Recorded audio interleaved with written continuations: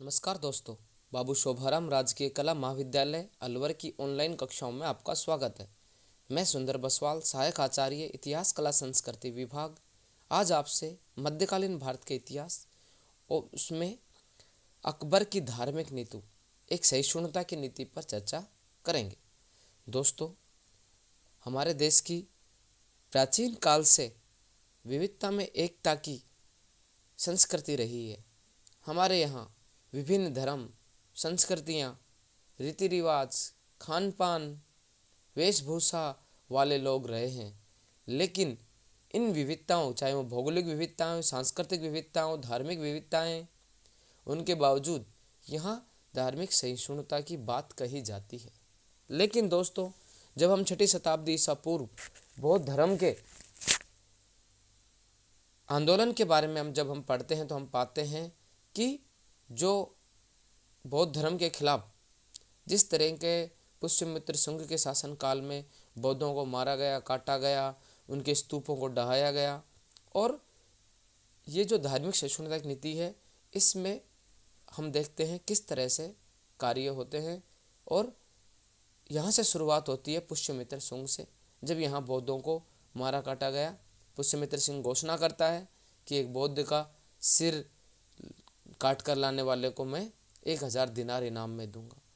इस तरह ये कोई नया नहीं है। यहाँ कई बार आतताई और अत्याचारी शासक हुए हैं जिन्होंने इस सहिष्णुता की नीति, जो हमारे देश की मूल नीति रही है, इसमें आग में घी का काम किया है।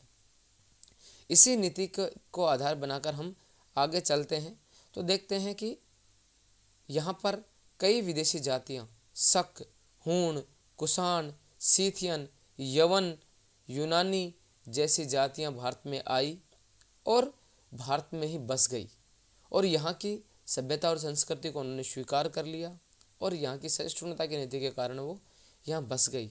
लेकिन दोस्तों, आज हम बात कर रहे हैं अकबर की धार्मिक नीति, अकबर की धार्मिक सहिष्णुता की नीति, सुलह कुल की नीति क्या थी। उससे पहले एक बार हम नज़र डालेंगे मुस्लिम आक्रमणकारियों का, जो जिनके बारे में कहा जाता है कि उनकी दारुल हरब को दारुल इस्लाम में परिवर्तित करने की नीति थी।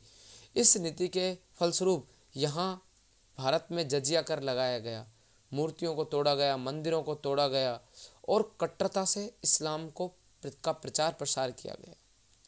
इस प्रचार प्रसार के कारण इस्लाम के अनुयायियों ने तलवार के बल पर हिंदू लोगों को मुस्लिम बनाया गया, ऐसा एक वातावरण बन चुका था।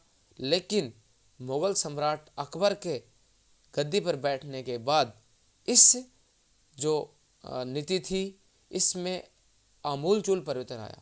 ये काल जो अकबर के गद्दी पर बैठने का 1556 का काल है, पानीपत के द्वितीय युद्ध के बाद, इस काल में धार्मिक कट्टरता की नीति रही है। लेकिन अकबर खुद ज़्यादा पढ़े लिखे नहीं होने के बावजूद अकबर ने ऐसी धार्मिक नीति को अपने राज्य में लागू किया जो आज तक याद की जाती है, धार्मिक सहिष्णुता के लिए, सुलह कुल के लिए, सभी के साथ शांति से रहने की नीति के लिए। दोस्तों, अकबर अपने पहले के पूर्वज शासकों से अलग क्यों था? क्यों वो भारतीय धार्मिक नीति में वो क्यों चाहता था? क्यों उसको महान शासक कहा जाता है? उसके लिए आज हम उसकी धार्मिक नीति पर दृष्टिपात कर रहे हैं। अकबर के पिता, आपको पता है, हुमायूं एक कट्टर सुन्नी मुसलमान थे। उनकी माता फारस की सिया थी और उनका जन्म एक हिंदू राजा घर में हुआ था। और अकबर का जो शिक्षक था वो भी शिया धर्म को मानने वाला था, अब्दुल लतीफ़। और अकबर का जो संरक्षक था बैराम खां, वो भी एक शिया था। और अकबर के जो दोस्त थे, जय अब्दुल रहीम खान खाना, फैजी, ये सब शिया मत को मानने वाले थे। अकबर के राज्यारोहण के समय मुगल शासन की स्थिति नाजुक थी। मुस्लिम अमीरों का विश्वासघात और विद्रोहपूर्ण रवैया भी अकबर की वैचारिक परिवर्तन के लिए उत्तरदायी थे। और अकबर किशोर अवस्था से ही शेख, फकीर, विद्वान, साधुओं से मिला करता था। शेख सलीम चिश्ती का परम भक्त था। सूफी विद्वान मुबारक, उसके 2 योग पुत्र अबुल फजल और फैजिल की उदार मनोवृत्ति ने भी अकबर को प्रोत्साहित किया।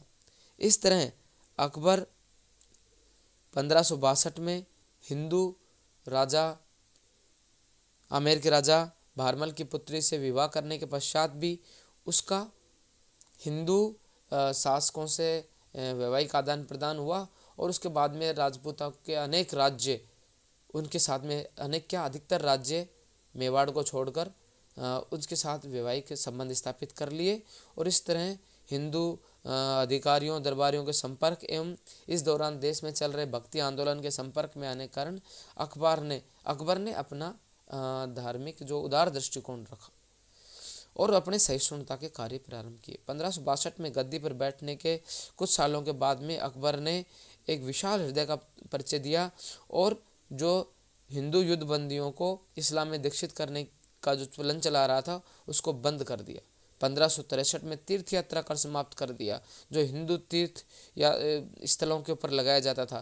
1564 में तो बड़ा क्रांतिकारी कदम उठाया और जजिया कर एक गैर हिंदुओं से लिए जाने वाला घृणित कर था, इसको अकबर ने 1564 में हटा दिया। इसके बाद में अकबर ने अपने जो नवरत्न थे उनमें हिंदू मनसबदारों को भी नियुक्त किया और 1575 में अकबर ने एक इबादत खाने की सभी धर्मों के लिए चर्चाओं का एक द्वार खोल दिया। वो ईसाइयों से पादरियों से भी चर्चा करता था। फादर मॉन्सरेट और एक्विवा उनके दरबार में गए। जिन विजय सूरी जैन तीर्थंकरों से भी चर्चा करते थे, बौद्ध आचार्यों से भी चर्चा करते थे, हिंदू पंडितों से भी चर्चा करते थे और इस्लाम के जो उलेमा थे, आलिम थे, उनसे भी चर्चा करते थे। अकबर ने सभी चर्चाओं के लिए इबादत खाने की स्थापना की। 1579 में अकबर ने मजहर की घोषणा की। मजहर की घोषणा से तात्पर्य है इस्लाम की टीकाओं की व्याख्या करने का अधिकार। और सभी धर्मों से ज्ञान प्राप्त करने के बाद अकबर ने एक नया धर्म चलाने की बात 1582 में की। उसका नाम था दीन इलाही। वो तौहीद इलाही, ईश्वर की एकता, सभी धर्मों की एकता, सभी ईश्वर, उसमें एक ईश्वर एक ही के सिद्धांत पर कार्य कर रहा था। दीन इलाही के बीरबल मात्र एक हिंदू सदस्य था और उसकी सदस्य संख्या 26 कहा जाता है। लेकिन ये दीन इलाही में बड़ी अच्छी बातें थी। ये उस ज़माने में लागू किया गया जब कट्टरता का ज़माना था, लेकिन आज की तुलना में दीन इलाही एक सभी धर्मों की अच्छी बातों का सार कहा जा सकता है। इसलिए अकबर ने अपनी धार्मिक नीतियों के तहत हिंदू मुस्लिम एकता का, सभी सुलह कुल की नीति कहते हैं अकबर की नीति को, सबके साथ शांति से मिलजुल कर रहना, सहिष्णुता की नीति, यही भारतीय संस्कृति रही है जो अकबर ने अपने समय में लागू की। उस जमाने में जब कट्टरता का जमाना था, अकबर ने सहिष्णुता की नीति जारी करके अपनी महानता का परिचय दिया। इस तरह अकबर ने धार्मिक सहनशीलता, धार्मिक सहिष्णुता की नीति अपनाई जो देश की समकालीन परिस्थितियों में कारगर रही और अकबर का शासनकाल लगभग 50 वर्ष रहा। और राजपूत जैसी जाति अकबर की सुलह-कुल की नीति के कारण ही अकबर के राज्य को संरक्षित करने में महत्वपूर्ण योगदान दिया। दोस्तों, इस तरह अकबर ने अपने उदार दृष्टिकोण से और एक भारत के नींव की ईंट का काम किया। आने वाले शासकों के लिए उदार नीति अपनाना, सभी को जीवन जीने का अधिकार अकबर के शासनकाल में था। सभी धार्मिक क्रियाएं उन्होंने हिंदू राजपूत स्त्रियों से विवाह के बाद उनको अपने हरम में या अपने महल में पूरी तरह से धार्मिक स्वतंत्रता थी। वो अपनी पूजा पाठ, अपनी पद्धतियाँ अपने करती थी। अकबर को किसी प्रकार की इससे कोई वो नहीं थी आपत्ति। इस तरह अकबर ने अपने निजी जीवन में भी और अपने सार्वजनिक जीवन में भी उदारता का परिचय दिया और सहिष्णुता के दृष्टिकोण के आधार पर इस तरह का सहिष्णुता का दृष्टिकोण आज भी वर्तमान सांप्रदायिक जो दंगे फसाद होते हैं उनमें उदारता का दृष्टिकोण, अकबर के सुलह कुल का दृष्टिकोण अपनाया जाए तो देश में होने वाले सांप्रदायिक दंगों से और इनमें जाने वाली जानों से मुक्ति मिल सकती है। दोस्तों, हमने अकबर की धार्मिक सहिष्णुता नीति का अध्ययन किया। धन्यवाद।